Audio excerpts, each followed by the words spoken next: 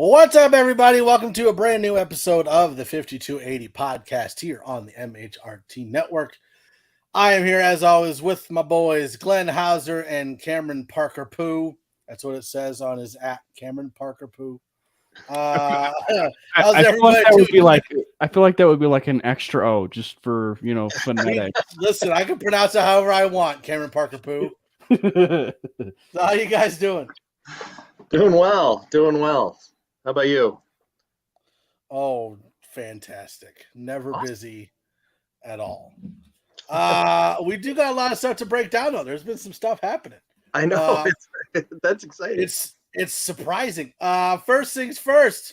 Whoops, there we go. First things first, Kareem Jackson is back with the Denver Broncos, but he's on a 1-year contract, right? He is. Yeah. And he's been on a series of 1-year contracts the last 3 years. So. Yeah. And this one was smaller than last year because I think last year was the one-year $5 million deal, and this year's is like one for like 2.5, 2.6 or something. But yeah, it's one that admittedly, you wanted to kind of see happen. But I think that with the addition of J.L. Skinner, we've talked about, but it's like the addition of J.L. Skinner, it's like you really didn't know whether Kareem was going to be in the cards. And then right after the drafts, typically when other moves for teams happen, the Broncos said, hold my beer. Basically just, basically just signed Kareem Jackson. And, as much as it was a little bit of a surprise, I'm sure we'll get into it, but I love the fact that we were able to bring him back and really put a lot of stability to that, secondary. So I'm definitely more and more in favor of it. Yeah, it was. He actually made the rounds on the radio today. Interestingly enough, he was in studio with the Fan, and he was also on KOA today. And he said that this was the plan all along for the Broncos for him to be back with the Broncos. He mentioned that George told him early on in the process that they wanted him back, and that they just really needed to address a few things right from the get-go, and then they would turn their attentions to Kareem, which totally makes sense. I mean, he even cited the fact that they needed to address the offensive line. Those guys go a little bit faster than a 35-year-old safety. I mean, he did say he wasn't as hot a commodity as he's been in the past. So I love it. I love the guy. I mean, none of his teammates has ever said anything bad about him. And the players that we've had on, it's funny, they all say that he's the funniest guy on the team too, which he always seems so intense, like on the field, but it's interesting that he's the jokester in the locker room. So, well, and I'm assuming that he's not coming back in the same role, right? Like, we're not expecting him to start every single game as a safety next to Simmons. I'm assuming he's going to be more of a rotational player that's there more for a veteran presence for the new guys. Yeah. I mean, on the surface, yeah, but I mean, also let's keep in mind Kareem is probably going to say, what needs to be said in the sense, because I think he said, was it today or something? He said that he's not necessarily been, designated a certain role just yet, but he certainly would like to have the same role that he had in the past. But when Father Time kind of hits you, you kind of expect things to kind of happen as far as maybe a lesser role, but you cannot ignore the kind of presence like that within this team, and especially with the youth of that secondary. But it was also, I think, a reason why, and to be completely honest, it was also a reason why they wanted to, when I say we, I mean like as fans, maybe see the end of Kareem Jackson, and it's not a bad thing, but we wanted to see more Caden Stearns. We wanted, and then now with the addition of J.L. Skinner, we're like, okay, I like the idea of going after more youth and seeing more youth. So it's nothing against Kareem, but it's one like you also feel like it's going to be a little bit of a lesser role, but it's an important role for sure. Yeah. Pull up Rich's comment if you don't mind, Mike. His most recent. Which one? The last one. Could we see Kareem turn into a player coach? I could see that happening. He's going to essentially be an assistant defensive back coach out on the field anyway. I mean, think about now our secondary and what we have. The players that we have, especially the depth at safety right now. I mean, it's pretty spectacular, and the fact that I think Caden is going to get a lot of playing time. I don't know if he's fully recovered from his injury, but it's good stuff. Now, Avatar says, "I love Skinner's response to him being compared to Atwater," and it's funny because he even referenced that. People keep saying that, but I see his banner inside the practice facility. He's obviously a legend, but he goes, "I need to watch some of these videos." Yeah. Did you guys get a chance to see? It's a pretty popular video, but did you guys get a chance to see his interaction with Mark Wahlberg? Yes. Yeah. Who's? Skinner, JL No. Skinner. Yeah, he was in like an Albertsons parking lot, and so a lot of people. In Idaho. Yeah. Was it in Idaho? Buzz. Yeah. Boys.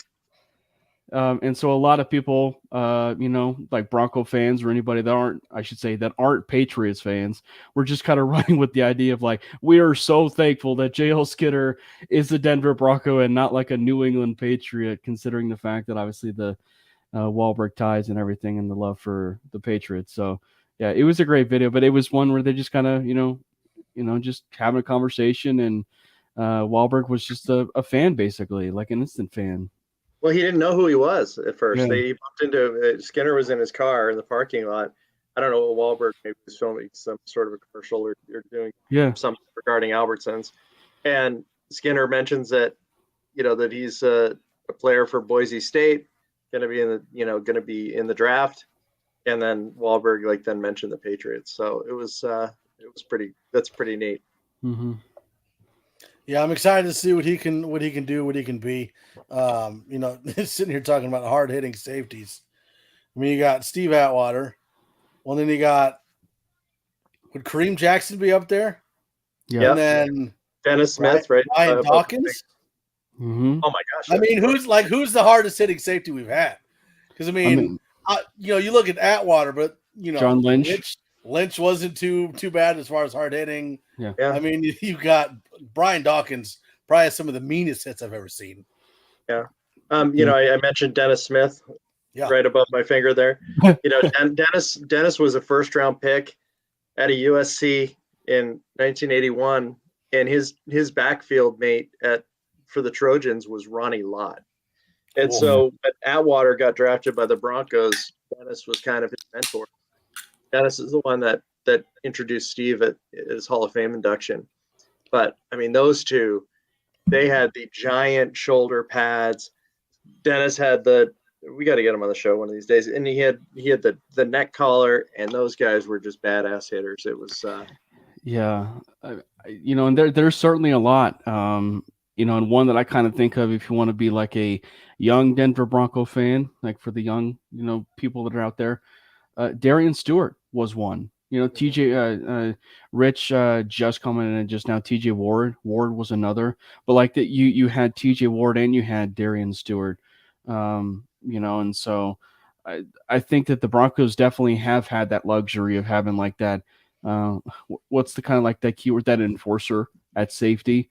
Yeah. And so to kind of have that is just. And I will say, when you kind of hitters either, Cam. Like we didn't have a lot of guys getting fined for headhunting.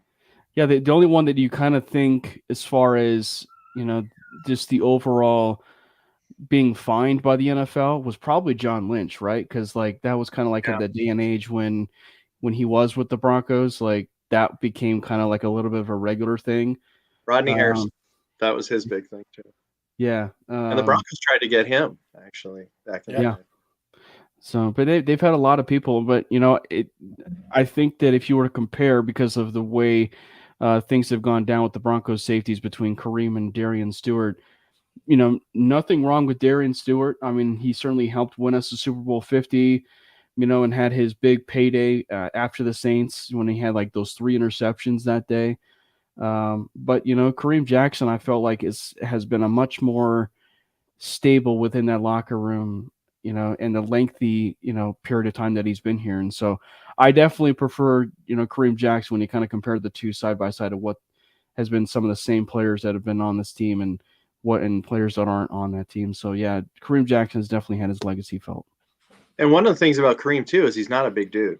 Like he's not even 190 pounds, and he's hitting like that. Yeah, and it's all muscle. Like that's like it's just all muscle. Yep, me too. I know the type. Yeah, that's after like 5 Mountain Dews. It's like one big ab. So some other news before we get into the main story. Ben DiNucci and Jaquez Patrick from the XFL are now a part of the Denver Broncos. So we bring over another quarterback and another running back.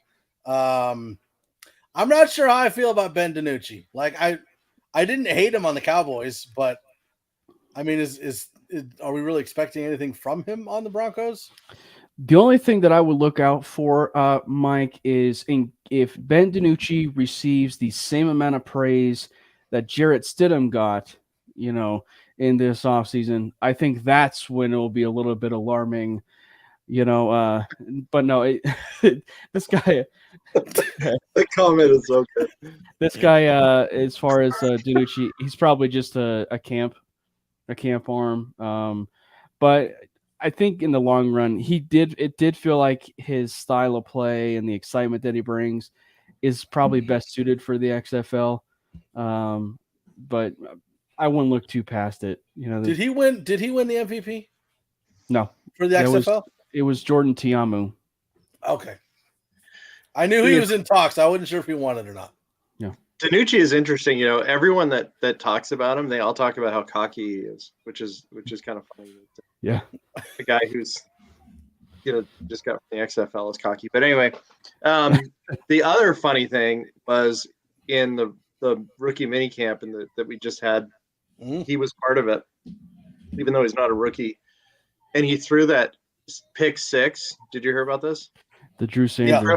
He throws a pick six. The interception is made by Drew Sanders right in front of Greg Penner. Yeah. And so Peyton,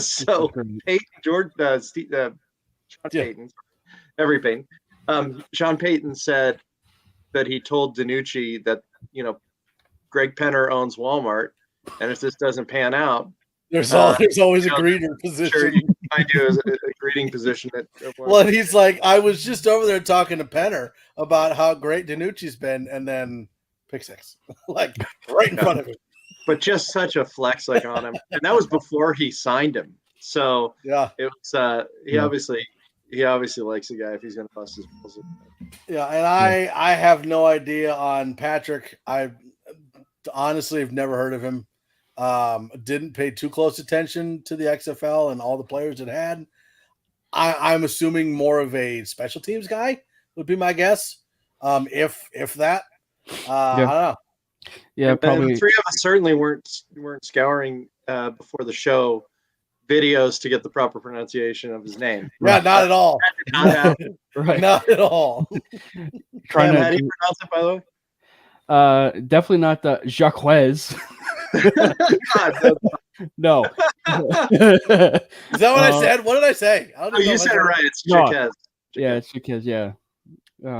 Well, I will say I will gladly pronounce Jaquez instead of learning to pronounce Albert Okwuegbunam, on a daily basis. So I'm telling you, there's going to be a slip up where Jaquez is going to turn into Jackass. Like Jackass Patrick.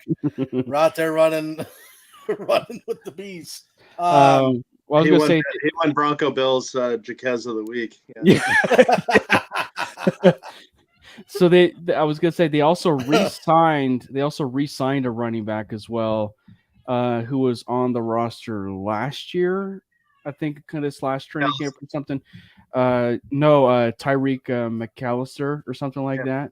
Mm-hmm. So yeah, they made another running back move. So it is interesting. Like, we'll talk about that running back position in just a little bit, but it is interesting that they're definitely bringing in running backs, but it's not exactly the running backs that anyone had hoped and dreamed at this point. Yeah. Well, and going back to the rookie minicamp, which Glenn was just talking about, like we obviously just had rookie minicamp. Did you guys hear anything else other than Drew Sanders is amazing? Because like all I keep hearing is Drew Sanders was the steal of the draft. All teams, not just the Broncos. Is that Riley is huge.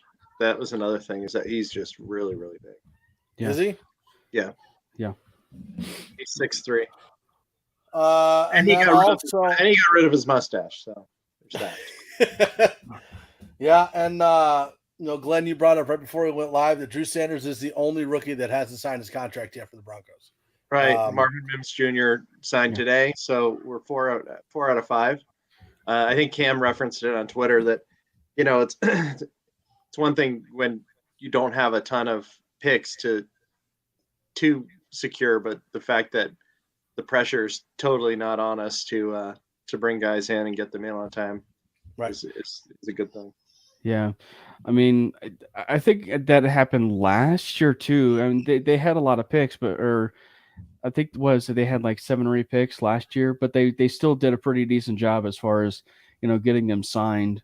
And so I think kind of like not having that weight over your head has been really nice, and so having that ability to just not have that stress waiting over you, and going into training camp with basically all of your players signed, is a big deal. So.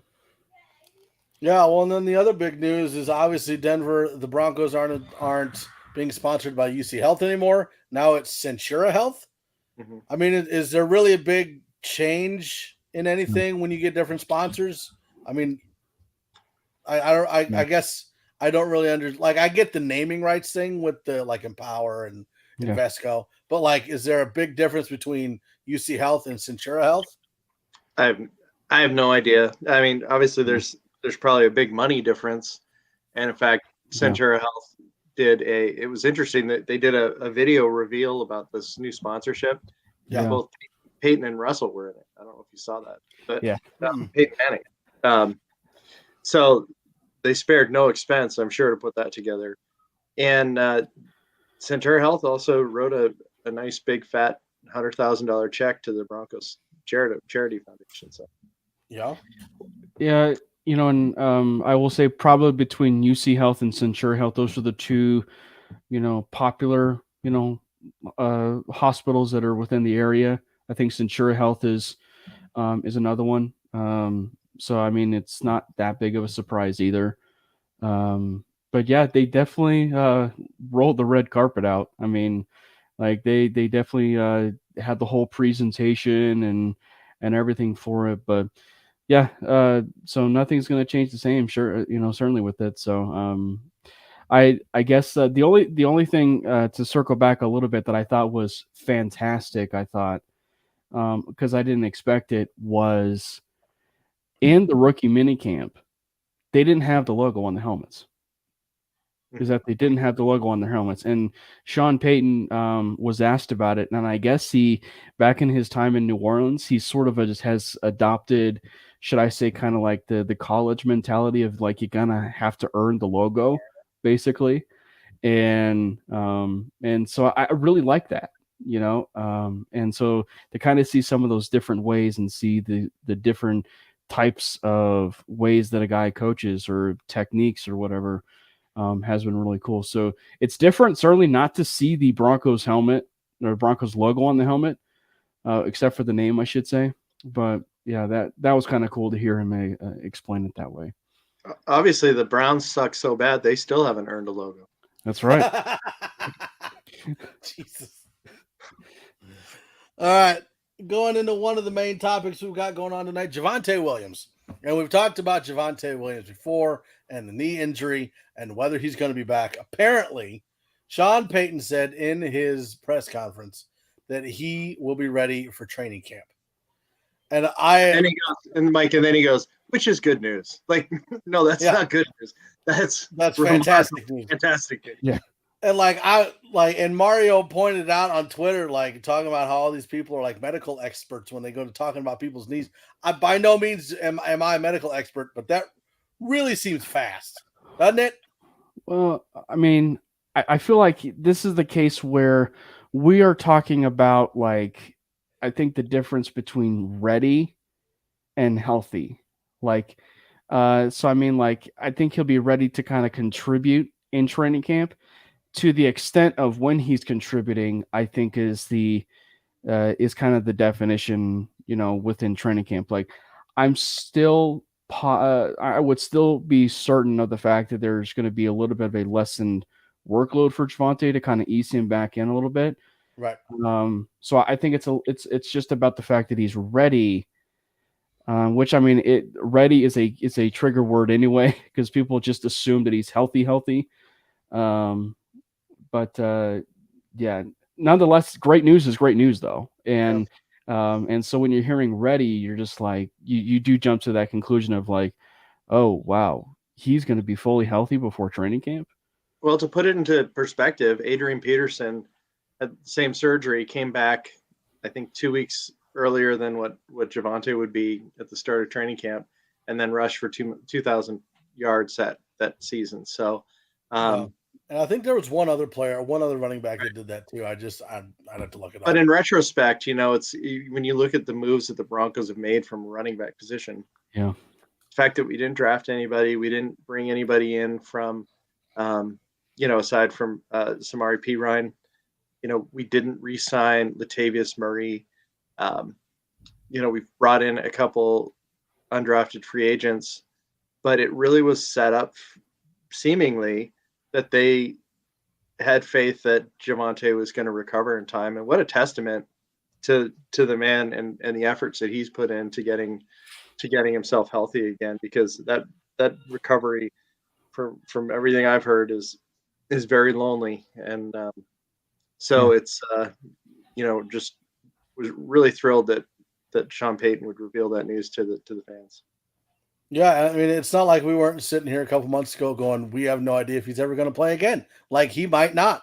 And then to hear, oh, well, he'll be ready for training camp. Excuse me? Yeah. Are we talking about the same Javonte? Yeah. And so, and that's where I would be like, I would caution a little bit of some fans to be like, oh, he's going to be full strength, come training camp. I wouldn't expect that, but like, just the term ready, that he's going to be able to participate in training camp, is such a huge win for the Broncos and stuff. And so, yeah, that's a huge victory. And I don't know, I was kind of like running with the idea that like you talked about it, Glenn, like with their running backs and everything. And it's like, there were about like 3 different interpretations with the Javonte stuff. Either they feel really good about Samaje Perine, that they'd sign him and that he would be the one to kind of tote the rock while, they basically do the heal process, should I say, for Javonte. Or they go out into free agency and sign, someone else, like a Kareem Hunt, or something like that, or so yeah, it's going to be interesting to kind of see what transpires. Yeah, Boggins. Not Boggins. It's not Mr. Boggins. That's what we all think. But he's going to be full chub if Javonte is full strength at training camp. But still, like, even with the potential that Javonte Williams is going to be ready by training camp, I still feel like with the amount of issues we had at running back last year, they've got to sign somebody else. And I'm not talking like Zeke or Kareem Hunt, but somebody that is like a legitimate number 2 to Samaje Perine if he becomes 1 because Javonte can't go. You know what I mean? Like, do we have that legit number 2 behind Perine right now? Perine, I think, was signed as the number 2. And, I mean, number 2. Who does number 2 work for? Yeah. But if you think about it, like, we're 2 months away from training camp. I'm sorry to cut you off, Kim. And for Peyton to say that at this point, man, they are really confident that he's going to be back. I mean, he would not even venture into that territory if they didn't think that it was a guarantee that he would be able to play. Does part of you feel also like we may get another change within this like saga? Because like remember back when like George Payton was like pretty, like Hit on. like pretty optimistic with Javonte, and then there was that point like was it the combine or something like where he was, oh, I'm not so sure, and then now with Sean Payton, like, hearing ready. So it's like, I'm almost like, expecting, like another turn with this whole Javonte saga to be like, oh, you know what? We're still a little bit unsure, whether or not, he will be, fully ready. But yeah, it's still good news regardless. I should pull up that comment just because I was doing this and people are probably like, what's hand gestures. Yeah. We don't like those. Boggins amended his comment. It's even better. Oh, Mr. Biggles. All right. So obviously the biggest news coming out of the NFL, the schedules have been released. We now know everybody's schedule, and the release videos were epic. They're super. The Chargers did the same thing again. That anime with little digs hidden behind stuff in their videos. But what do you guys think about the Broncos one? Well, let's go over the Chargers one, because there were some.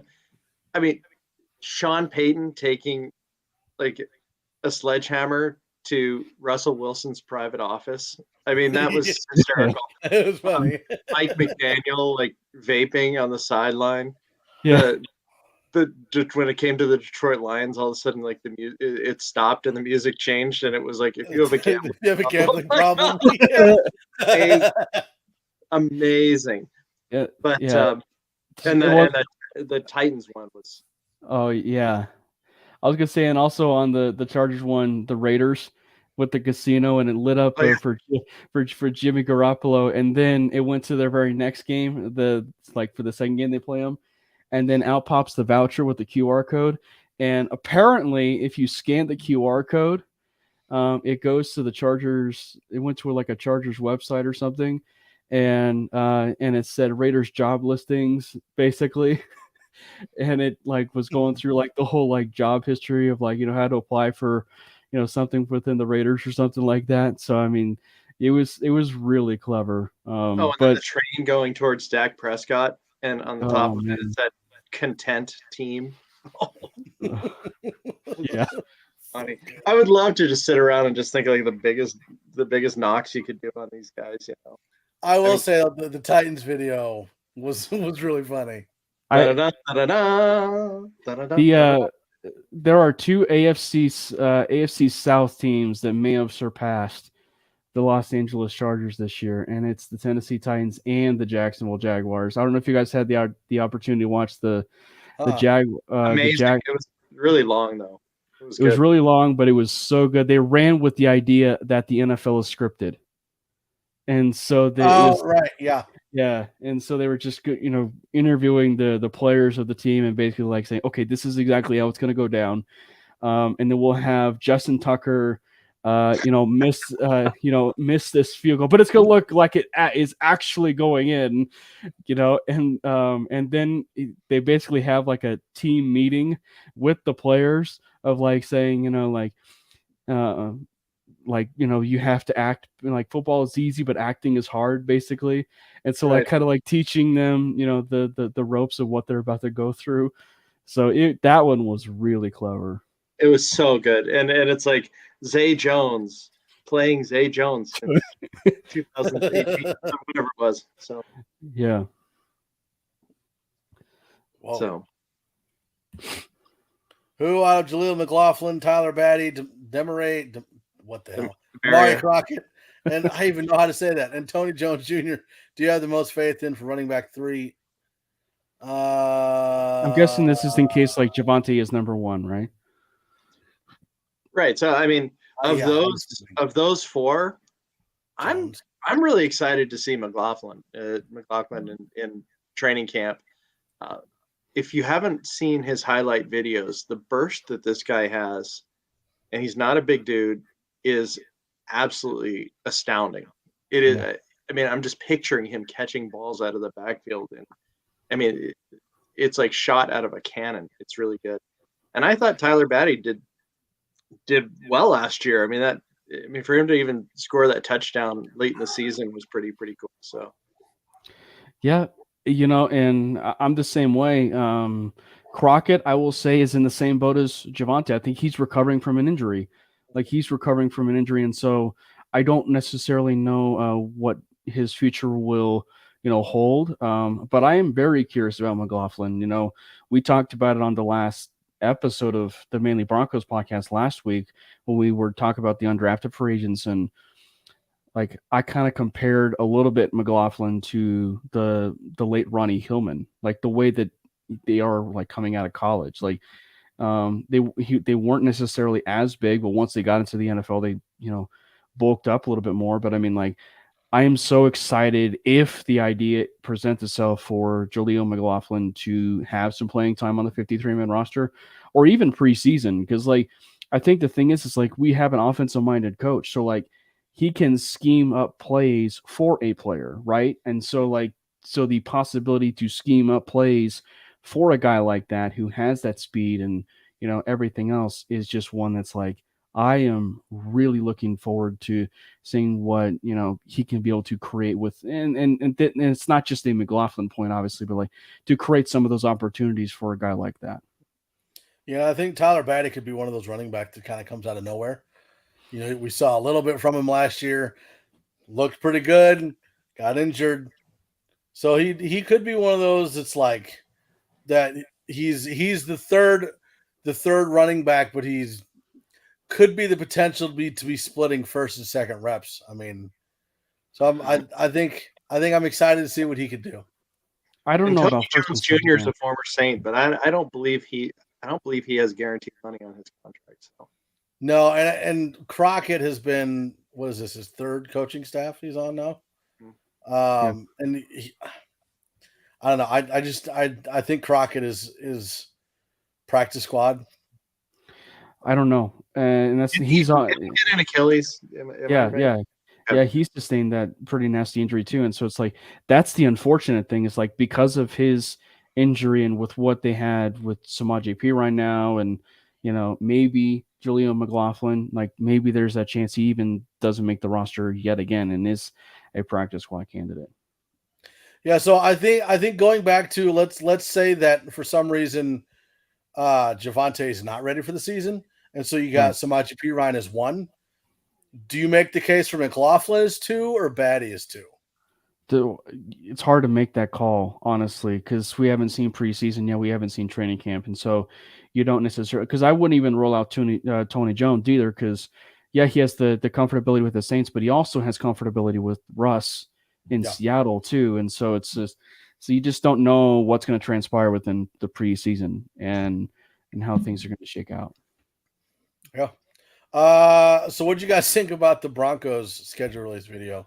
The third Manning video. To preface it, we should preface it. If you are not an Office fan, it's likely that you probably hated the schedule release video. But since I've watched The Office, I loved it. I love the fact that they took Angela, who is a Broncos fan, and did the whole planning and organizing the schedule release, and then they did it with basically Miles and Angela, and then they brought in 2 of the other characters from the Office. I think it was Creed and Meredith. Is the 2 that they also brought in. I was a little bit upset that they didn't bring on more, like Phyllis or another one of the characters from The Office. But I thought in general, it was definitely, if it wasn't say top 3 as far as the favorite schedule releases, I thought it was one of the more underrated ones, the one that's that probably didn't get as much love as maybe it should have. Some of the highlights too were, that when Miles went flying into the trash can and the Raiders logo was on the side of the deleted scene, but yeah, and then they had the behind the scenes thing, and there was a parkour skit where that it ended with Miles. Yeah. They pulled that part from that, and the guy that was doing the parkour with Miles was actually Angela's real life husband, who's a diehard Bronco fan. So this was like, he's like, she said, my husband's in the facility and he's doing this thing with the mascot. It's and it was interesting. I was not expecting an Office theme, because of everything that we saw before. Almost looked like it was going to be almost like a Hobbity, right. Lord of the Rings type of theme. So they kind of threw us off a little bit. Or even like all the different trilogies that they were kind of like, going off of. Yeah. I will say I did like some of those, like, Office Easter eggs that they, kind of put in there, like when they were teasing the fact that they're going to play the Washington Commanders. She said, "Oh, the Broncos are going to play Washington. I know a senator," and kind of going back to the Office when she was dating or married to the senator. So it was just kind of clever. I will say, and I'm not against it. But I was a little bit surprised we didn't see a cameo from the trio, of Sean Payton, George Payton, and even Russell Wilson. I was a little bit surprised we didn't see at least one of them, in this video. And I will say, the way that this off season has gone, I like it. You just keep the fact that they're all business all the time, and that you don't see them, in this video, unless they do a Centura Health ad with Peyton Manning of Omaha Productions, and they do that. But yeah, I liked that. Do you guys watch Ted Lasso? Oh yeah. Okay, so there was a Broncos reference in this last episode. A very long Broncos reference. And Jason Sudeikis, who plays Ted, is from the Kansas City area, so he's a diehard Chiefs fan. Mm-hmm. And he was talking about the Broncos, and he called them like a garbage team and stuff like that. But it was you got to check that out if you don't watch that show. I mean, it's just truly one of the best shows that's ever been. Yeah. Yeah. I'm a big Office fan. I like the show. I didn't mind the schedule release video. I thought it was good. I think it would have been better if they would have incorporated more of like the Dwight Jim pranks in the video, or involved the prank somehow or something like that. I think that would have, like, I get the episode they based it on with Planning to Party. It was a good episode, but like the backbone of that show is the Dwight and Jim pranks. Right. But Jim and Dwight weren't there. So like, that's the thing is, and so you have to work with what it is that you're, so. But yeah, but overall though, what did you guys feel about the schedule? Looking away from the actual schedule release video, what did you guys think of the actual schedule? Well, I love it actually. I love the fact that we're starting at home for the first two games. I am not loving the fact that we play the Patriots on Christmas Eve night, Sunday night football on Christmas Eve, because I was hoping to go out for the Broncos Patriots as somebody that lives in this neck of the woods. But I mean, we could really set the tone with a win against the Raiders at home, and then having the Commanders in week 2. I cannot wait. Yeah. I mean, you look at the schedule, and like it says that we have a tougher schedule this year than we did last year. I just don't see it. Like, I don't like, you look at the schedule. It's not like I can point out a guaranteed loss. Yeah. You know what I'm saying? Well, I mean, like Buffalo would be the closest to being like I think week 6 or week 8, but it's one of the things that was interesting too is the amount of primetime games that we had. And then when some of the people were asked about it, like from the NFL, and they said that none of the networks said we don't want to have Denver as a primetime game, like as after last year's debacle. And if you look at the schedule here, our first primetime game is week 6 against Kansas City at Burrowhead. And so the fact that we're not being forced upon the country this early is a good thing. It'll allow the team to gel and establish themselves. I mean, you look at those first 5 games, and we could be 4-1. We could be 5-0. I mean, it's not out of the realm of possibility. Yeah. Well, sorry, Cam, I didn't mean to cut you off. You look at the Kansas City games we played last year. We could have beat the Chiefs both games, right? And that was with horrible coaching. Are you as scared of Kansas City this year as you were last year? They don't have Orlando Brown, they don't have Frank Clark. They lost a bunch of receivers. I don't know if plus you're trying to repeat, which is the hardest thing to do. Are you as worried about Kansas City this year? We said the same thing last year, Mike, and look what happened. They didn't have they didn't have Tyreek Hill, and at the end of the day, it's the Tom Brady and Bill Belichick argument. At the end of the day, they have Andy Reid and Patrick Mahomes. That's at the end of the day, and Travis Kelce. At the end of the day, that's all that matters.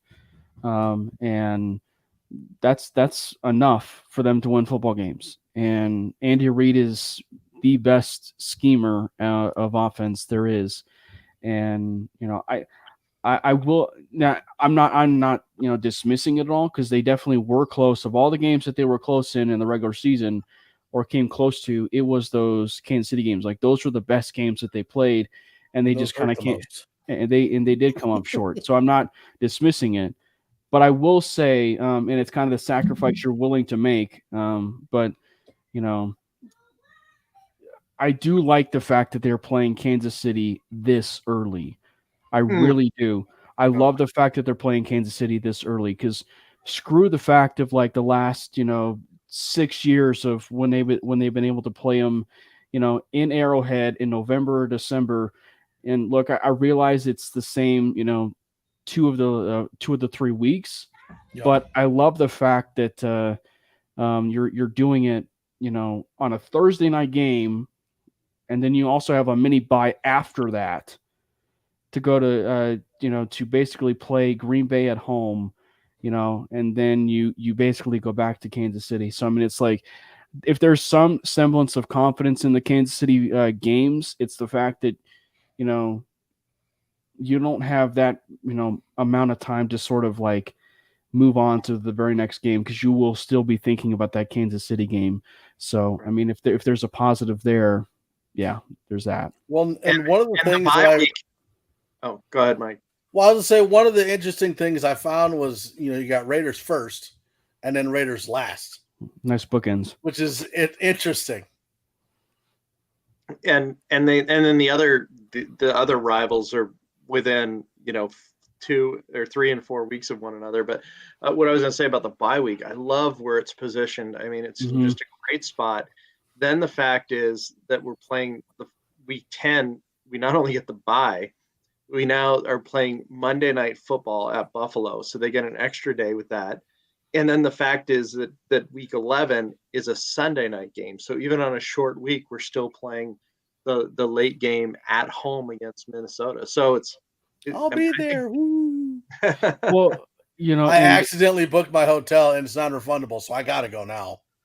Well, and I was going to do that, book it, and then because I was going to do it where you book it and then pay when you get there, and so I did that, but apparently I clicked the wrong thing, and so it just charged me, and then it was non-refundable. So it's well, even if I'm not going to the game, I'm going to Denver in November. So sleeping. What I was going to say, to kind of continue on with what you're saying, Glenn, I like the fact that to kind of call it Murderer's Row. I do like the fact that bye week is positioned in the middle or near just the end of where that Murderer's Row schedule is, because it's really the Jets, Kansas City, Green Bay, Kansas City again, bye week, and then Buffalo. So the fact you have a bye week within that, and not just a Murderer's Row where you're just playing all those teams and then another game and then a bye week. I mean, so that's the other critique I have for the schedule, is that it's pretty well balanced across the board. So it definitely looks tougher per se, to maybe some, but I do love the fact that it's pretty balanced across the board with, way it's set up. And even the fact that like in weeks 14 through 16, 13 through 6, check that. All right, start over. Weeks 13, 14, and 15, we're away, but we're at Houston, we're at the Chargers, which is a beatable team, and at Detroit, which like we have a lot of high hopes for the Lions this year, but who knows what that's gonna they're gonna be. So I mean, these are 3 winnable games on the road, all in a row. So I mean, this is all those players for the Lions that got suspended. Were all of them suspended for the season, or is it 6 games? No. How many games was it? Jamison Williams was suspended for 6 games. I think a couple were suspended for the full season. There were 5 in total. 2 of them that were suspended were actually dumped by the team immediately. So, guys, the ones that matter should be back by that game. Well, Jamison, the wide receiver, Jamison Williams, will be back. Okay. Gosh, what are these guys? Sorry, Nuggets and Lakers are kicking off right now. Kicking off. No, great. Yeah, kicking off. It's good. It's a good kick return. Just the tip. But I do like. Jesus. I do like how it's 2 games at home, 2 games away. They're like a game and a game, and then 2 at home, 2 at home, 2 at home, instead of just like home away, home away, home away, and it's always back and forth. So I definitely think that's to our advantage. But what are you thinking about this Raiders Broncos season kickoff at home? Well, just in general, I love the fact it is a bookend, that you have the Raiders at the beginning and then the Raiders at the end, because the Raiders, like the Chiefs, have always had their number. And so I really like the fact that you are going to prepare for week 1. And, to be fair, like the Broncos have always, at times, like always opened with the Raiders, right? Like they've always opened with the Raiders. But I always like the fact, especially with the fact that they've not been able to win against the Raiders, that they can be able to prepare this long for the Raiders. And hopefully something comes out of it, because we're talking about a guy, Josh Jacobs, who runs wild on us. And especially a game where it was just frustrating to no end. They lose on the 2-point conversion. They, and that 2-point conversion was like a blown coverage, and in the second game that they had, Pat Surtain, just Javonte Adams finally got the best of them. So this is like, there's a lot of storylines with the fact that they're going to have those bookends with Vegas. Yeah, I know. I'm thinking going into the bye week, we're 6-2.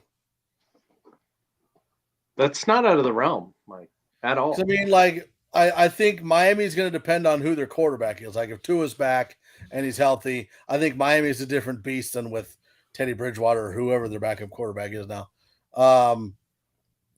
Who cares about Aaron Rodgers? I think we probably drop one of the ones for Kansas City, so probably at Kansas City. Both. I don't think we drop both. I really don't. I don't think we drop both this year either. I think game 1. I don't know, because like Denver was just as bad at home as they were away last year. So I can't sit here and say like, well, we're definitely going to lose on the road, because I don't know. But also, we can't necessarily confidently, determine the fact that they're going to beat Kansas City, because but I mean, again, we also saw what happens with competent coaching, and and so I mean, it's certainly possible. Like I'm not even ruling it out, but also like I'm kind of like wait and see. Like let's win that game and then kind of see. I don't. I like Mike. I like going 6-2. Let's say, all right. Let's just say, for the sake of argument, we lose to Miami, and we lose one of the Kansas City games. So there's your 6-2. I mean, the other games are completely winnable. Let's keep going with this. I mean, this is like the early. I mean, rookie mini camp, way early. But I mean, you got to think that at Buffalo is probably going to be a loss, more than likely. Probably. I don't think we sweep the Chargers. I don't think we sweep any of the division.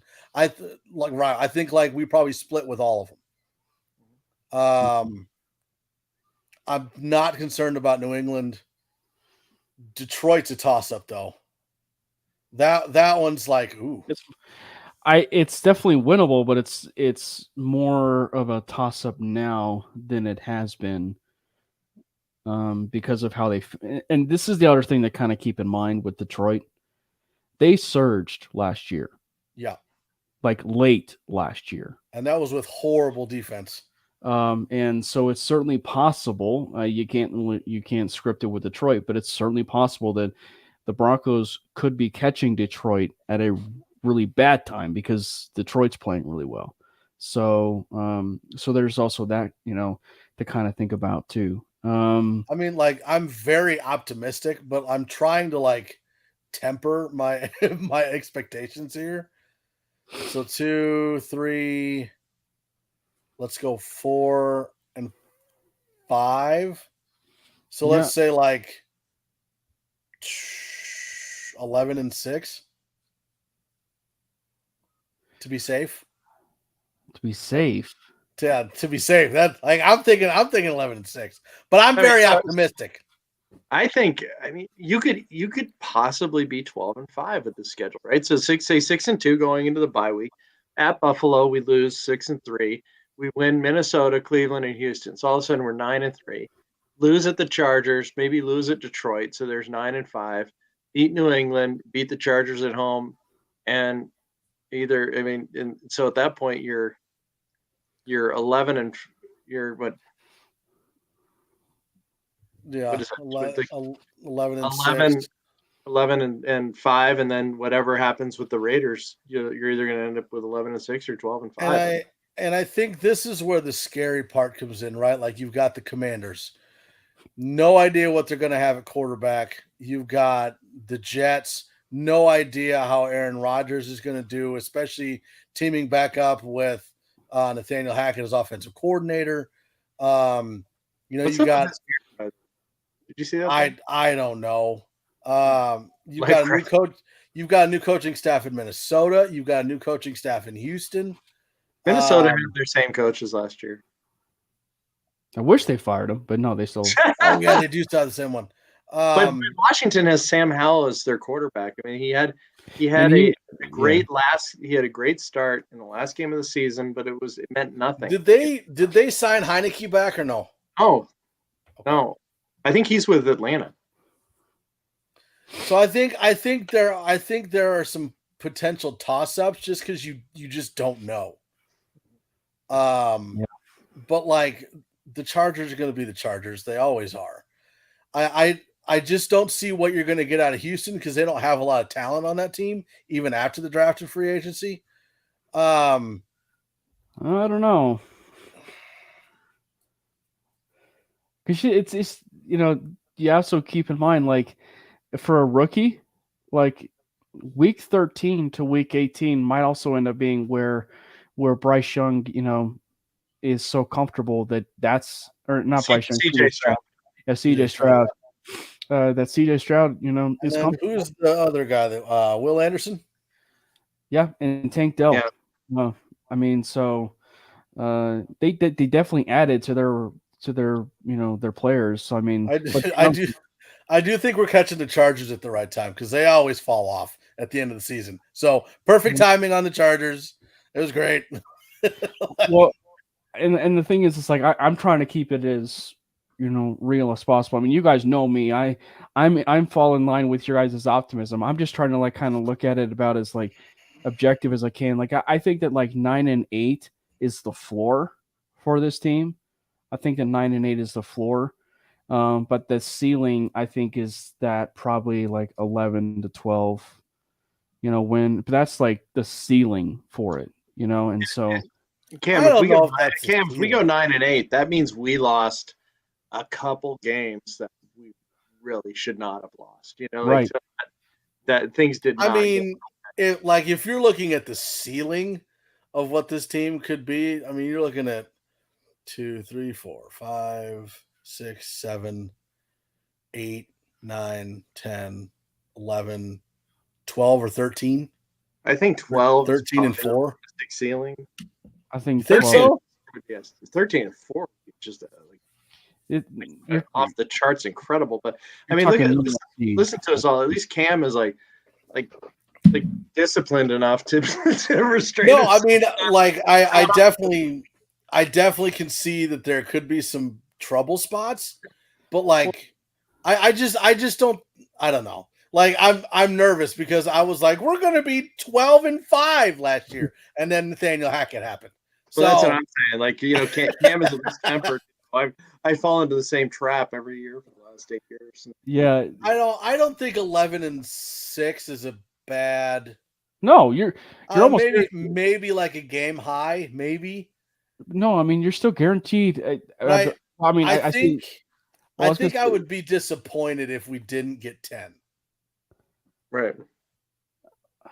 It's just like, I don't know. I think if we don't get 10, something went wrong in a game somewhere. Someone got hurt. Something went wrong. Yeah, and that's the thing that's also hard to predict too with this upcoming season is because the AFC is so oversaturated now with good teams. Like you almost feel like you have to hit the 10-win threshold for you to get to the playoffs. Yeah, and even with 7 teams making it, you're right. Right, and so like that's the thing is like 9 could, but also like that was like in the past, and so but again like that sort of falls in line with the expectations of like this team could be playoff bound, or they could be a team that hits that 11-6 or even 12 wins and they are in the playoffs. So it's just like I don't know, it's just because the thing is like I do look at the Jets game and I'm thinking, okay, it was certainly a game that they should have won last year, with the way that they played defensively, and that happened with a lot of games, right? Yeah. But also they have Aaron Rodgers now, and the Jets are in the same exact place as we were, which was they were a quarterback away. Well, they got that quarterback, and they got the pairing that a lot of us wanted. So, and it's the early part of the season. And also let's keep in mind too, it's like Aaron Rodgers and Russell Wilson have like in their career, like some of the best games together. Some have been in Rodgers' favor, some have been in Wilson's favor. And so it's like, it's one of those things like I don't necessarily know if I can chalk it up as a win right now. But it's certainly one that, it very well could be a loss as well. Well, like you look at, obviously the season depends on how Russell Wilson plays, right? But like you look at last year, even if we had average Russell Wilson, like just average, I think we pull out a lot of those games and we're better than we should have been. So you add in, and I think that's why expectations are so high. I'm expecting Russell Wilson to be Russell Wilson, not whatever the hell we saw last year. So I think just based on that, we should have double-digit wins. And I know I keep repeating the fact about the first game really sets a tone, but I mean, I think last year showed us exactly that. Opting to kick a field goal instead of letting Russ convert when he was balling out that game, right? He was not the issue in that game. Right. We had 2 fumbles at the goal line, one of them on a 4th down, but the other one was not. I mean, we should have run away with that, and at the very least, we should have gone for it on 4th and 5. He would have converted that, and that the negativity and the immediate reaction that the coach doesn't believe in his quarterback, wouldn't even give him a chance at the place where he was the most winning quarterback in the last 10 years. I mean, it ruined that first game, ruined the season. Yeah. And the other thing, and I like how you went with that, is the other thing too is if you think about maybe their worst performances, the Broncos, the worst performances, and granted they had many last year, to be fair, but if you were to pinpoint their worst performances, it was Vegas. Like as far as like some of the stark ones, and so the fact that it is a book was pretty shitty too. Right. Which one? It definitely left game on Christmas Day. Yeah, left a lot of coal, for sure. But I do like the fact that even with that because the Vegas games left so much bad taste in their mouths, in the case of like, how they played, is really good, honestly. So we'll see. Yeah, so I'm trying to like tamper my expectations a little bit, but I can definitely see, where it's certainly possible for them to win 11 or even 12. Yeah, and we'll definitely go back through and do a full scale game by game season prediction probably after training camp is done. Mhm. We'll go ahead and do that. And I believe nothing is set in stone yet, but I believe we're going to be doing a episode with another podcast that will be doing the schedule breakdown with us, or the season breakdown. So that should be fun. I'll tell you more about that when I have more information. But for now, that is all we've got. Do you guys have anything else you want to add in? 4:56 left in the first quarter. Nuggets 28, Lakers 14. All right. Actually, with 3.5 minutes, 28-14. Nice. You're like a minute ahead of me. Something about the Denver Nuggets and playing at home, I tell you, they're a beast at home. Well, and the fact that the Lakers suck, and I'm not even sure how they made it this far, but whatever. Ooh, that was ugly. But yeah, we appreciate every single one of you being here for the show. Make sure you like, subscribe, turn on notifications, share it with your mama and your girlfriend and your boyfriend and your friend and your dog and your cat and whoever else you want to share it with. We would greatly appreciate it. And make sure you check out all the shows that are on the MHRT network. We got shows Monday, Tuesday, Wednesday, Thursday, Friday, and then the neighborhood's going to start up. If the Nuggets make the finals, we'll go ahead and do the Nuggets finals. So make sure you check that out as well. Again, thanks everybody for being here. We love you, and we'll see you later. Peace out. Even when you feel low, you can still go. Even when you feel slow, you can still go. Even when there's no hope, you can still go. I never answer to no, man, I still go. Go, go, go, go, go.